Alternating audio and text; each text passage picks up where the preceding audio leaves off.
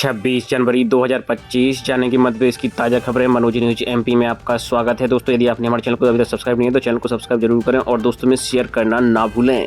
Board exam में fail हुए तो नो टेंशन, 10वीं 12वीं सरकार की नई पॉलिसी से झूमेंगे स्टूडेंट। मध्य प्रदेश माध्यमिक शिक्षा मंडल बोर्ड एमपी बोर्ड की नई पॉलिसी के तहत सारे सब्जेक्ट में फेल होने के बाद भी दोबारा पेपर दे सकेंगे छात्र। 10वीं 12वीं की परीक्षाओं में अगर सारे सब्जेक्ट में भी फेल हो गए तो चिंता की कोई बात नहीं है। माध्यमिक शिक्षा मंडल की नई पॉलिसी आ रही है जिसमें सारे विषय में फेल होने पर भी छात्र 10वीं और 12वीं की परीक्षा 4 महीने के अंतर में दे सकेगा। इतना ही नहीं, अगर किसी छात्र के परसेंटेज कम है और उसे परीक्षा देनी है तो इसका भी प्रावधान किया जाएगा। स्कूल शिक्षा विभाग के डिप्टी सेक्रेटरी ओएल मंडलोई के मुताबिक बच्चे निराश ना हो, उनका कीमती वक्त और पूरा साल बर्बाद ना हो, इसके लिए यह व्यवस्था की गई है। यह व्यवस्था हो सकता है कि इसी साल से भी लागू की जाए। मध्य प्रदेश में खुले बोरवेल में दुर्घटना हुई तो जमीन मालिक और खनन एजेंसी होगी जिम्मेदार, हो सकती है 10 साल की जेल। खुले बोरवेल में बच्चों के गिरने के इस मामले सामने आने के बाद मध्य प्रदेश सरकार ने सख्त नियम बनाया है। देश में संभव यह पहला मामला है जहां खुले बोरवेल के केस सामने आने पर सख्त प्रावधान किया जा रहा है। लोक स्वास्थ्य यांत्रिकी विभाग के मुताबिक जिन ट्यूबवेल या बोरवेल में पानी नहीं है उन्हें तत्काल ही बंद कर देना चाहिए। बोरवेल या ट्यूबवेल खनन के लिए लोक स्वास्थ्य अभियांत्रिकी विभाग से ऑनलाइन अनुमति लेनी होगी। ऐसा न करने पर अर्थदंड या कैद की सजा का प्रावधान भी किया गया है। यदि असफल बोरवेल बंद नहीं किया गया तो संभावित एजेंसी पर प्रथम अपराध के लिए 10, इसके बाद हर अपराध के लिए 25,000 रुपया अर्थदंड लगाया जा सकता है। मध्य प्रदेश की इन हस्तियों को पद्मश्री शैली होलकर, भैरू सिंह सहित अन्य नाम शामिल। गणतंत्र दिवस की पूर्व संध्या पर पद्म पुरस्कारों की घोषणा कर दी गई है। इनमें मध्य प्रदेश की 5 हस्तियों को पद्मश्री सम्मान मिला है। इनमें शैली होलकर, जगदीश जोशीला, भैरू सिंह चौहान, बुदेन कुमार जैन और हरचंद्र सिंह भाटी के नाम शामिल हैं। केंद्र सरकार ने 25 जनवरी को पद्म पुरस्कारों का ऐलान किया है। देश भर के सर्वोच्च नागरिक सम्मान को 3 कैटेगरी में बांटा गया है। इनमें से पद्म भूषण, पद्मश्री और पद्म विभूषित शामिल हैं।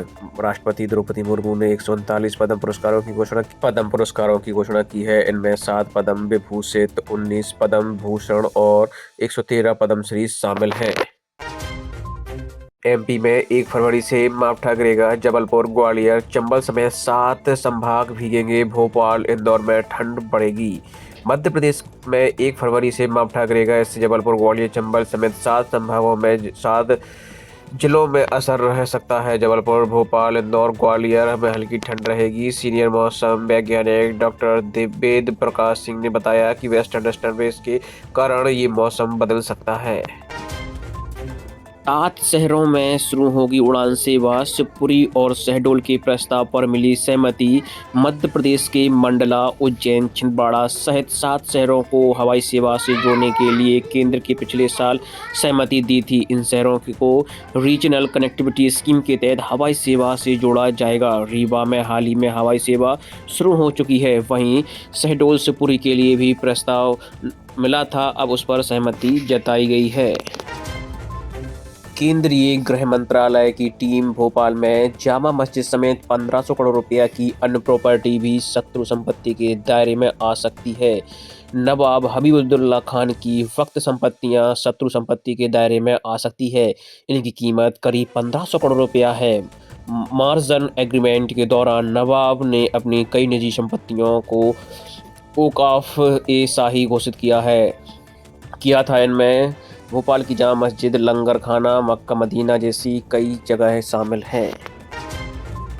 आदिवासियों के लिए करोड़ों खर्च पर हकीकत ये है सरकार नहीं, साहूकारों के सहारे आदिवासी राशन कार्ड गिरवी रखकर करवाते हैं इलाज। ग्वालियर जिले के हरिपुरा गांव में रहने वाले पहलवान सिंह आदिवासी को 5 साल पहले पैर में चोट लग गई थी। इलाज के लिए पैसे नहीं थे, तब उन्होंने गांव के ही एक साहूकार के 5,000 रुपया उधार लिए।